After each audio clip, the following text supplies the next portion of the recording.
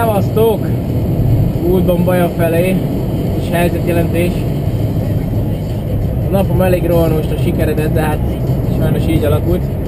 Egyedül most tudok csak leülni. Ezig rohantgáltam műhelyről műhelyre, meg szerszámokkal, alkatrészekkel a kezembe. Se baj, hát ez így van. Így van rendjén nálam. Szépen megyek pixelékhez, dekorért, illetve homokszóroshoz, alkatrészekért.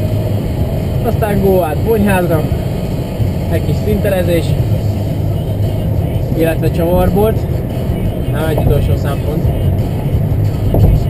Aztán kakast, beugrok a Yamahához, mivel Yamaha minden, azok egy kis alkatrészt. Aztán Szexárd egy kis alumínium hegesztés, mivel ligeten egy kicsit kilukott a hűtőm, hát semmi gáz nincsen. Aztán utána valamikor hazaesek, aztán elkezdem a motort. Az motorra most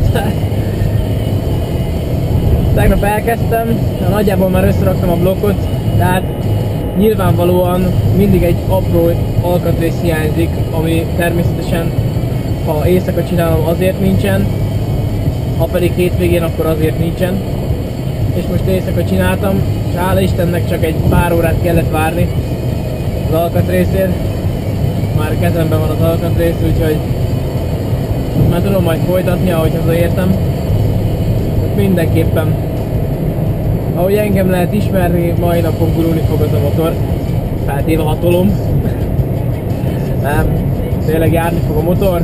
Rendesen, vasárnap megyünk Bencékkel, Szóda Bencékkel és Jaukbeni barátommal egy ilyen közös laza motorozásra, esetleg gónrájdolásra. De arról is lesz egy fasz kis videó. GoPro-t felpasszintom a fejre, na meg amikor állunk a depóba, akkor pedig körbe. Úgyhogy egyelőre most száguldozok kemény 90-nel, ugye mert többen nem lehet. Baja felé ezen a szűk magyar úton, ugye nem kell tovább ragoznom valószínűleg. A lényeg az, hogy okosan srácok, én is csak okosan csinálom, és este találkozunk. Császtok!